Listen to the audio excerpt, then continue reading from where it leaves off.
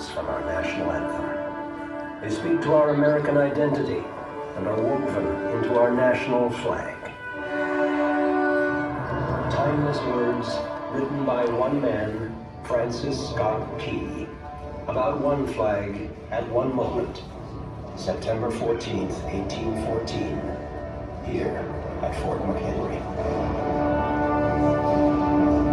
In 1812, the storm clouds of war had gathered over a young United States as the nation pitted itself once more against the might of the British Empire. For 2 years, the conflict wore on, from the British colonies of Canada to America's southern coast and out across the high seas. To draw off U.S. forces from Canada and damage America's economy and morale, the British Navy attacked and blockaded the nation's east coast heartland. Up and down the Chesapeake Bay they raided, destroying towns and farms and spreading fear.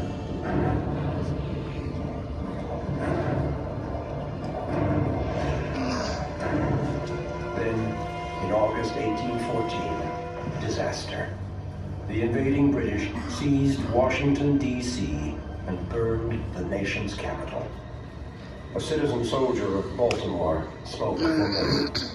Every American heart is bursting with shame and indignation at the catastrophe. And Baltimore hearts were also full of anxiety, for they feared they would be next.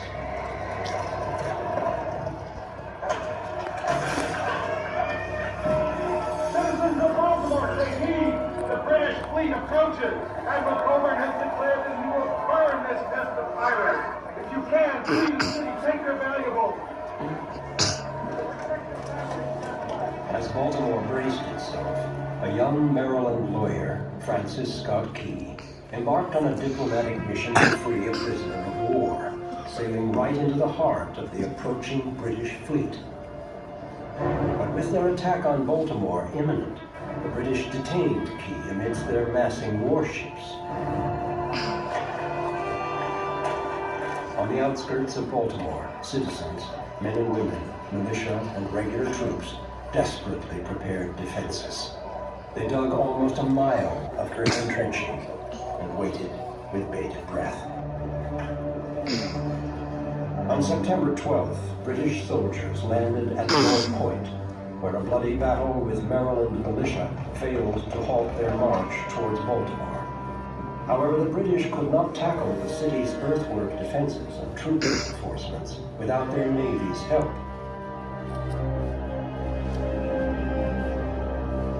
The next day, the British bomb ships would open up their main assault with a ferocious bombardment. The target, Fort McHenry. They had to knock out the fort to bring their ships in range of the city. The fate of Baltimore now lay in the hands of the fort's defenders.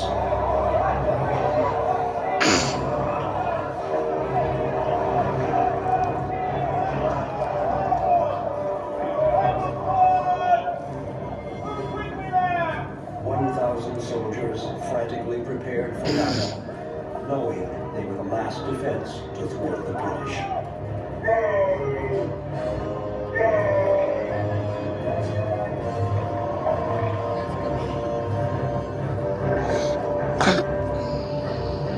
With the enemy in their sights, the men awaited the inevitable, a bombardment from the world's most formidable navy.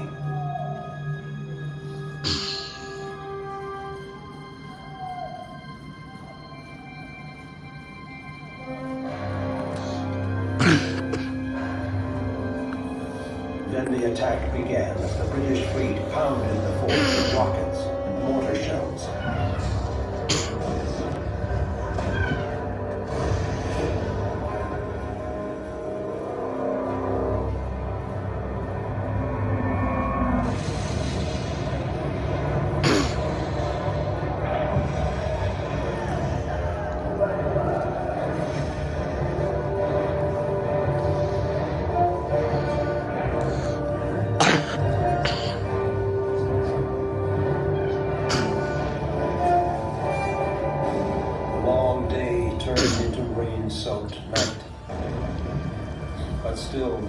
bombs and rockets thundered over the fort, exploding deadly shrapnel in all directions.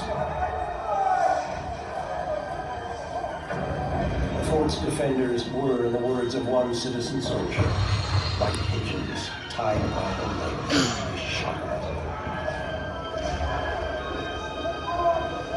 The American artillery answered the British with desperate return fire.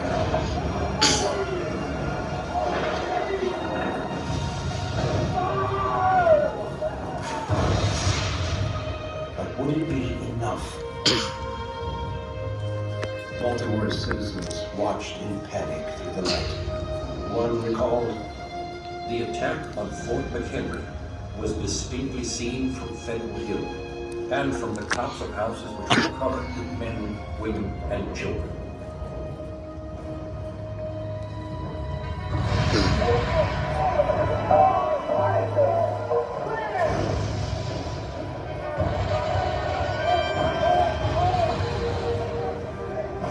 Fight that retake! Clear! Fire!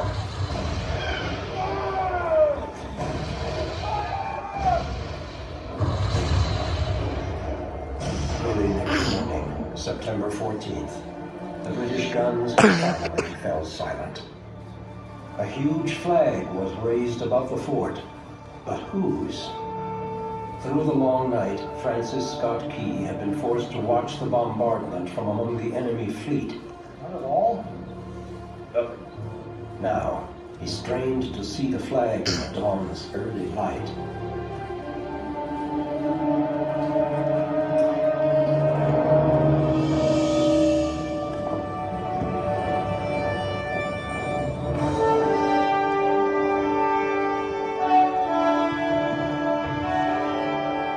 It's ours, Mr. Skinner. Say what? It's ours. Inspired by their courage, Key wrote down a few lines. "'Tis the star-spangled banner, oh long may it wave o'er the land of the free and the home of the brave." As the British withdrew, Key returned to Baltimore, where his words soon found music and a publisher, and the Star-Spangled Banner was born. It captured a defiant, patriotic spirit and spread rapidly across the nation, pouring new life into the national flag as a symbol of American identity. The popularity of the song and the flag grew during the years that followed. The Star-Spangled Banner eventually became the official anthem of the United States in 1931. Inspired by the brave defense of Fort McHenry, Francis Scott Key's words and the flag they so memorably portray are now woven into our sense of national identity.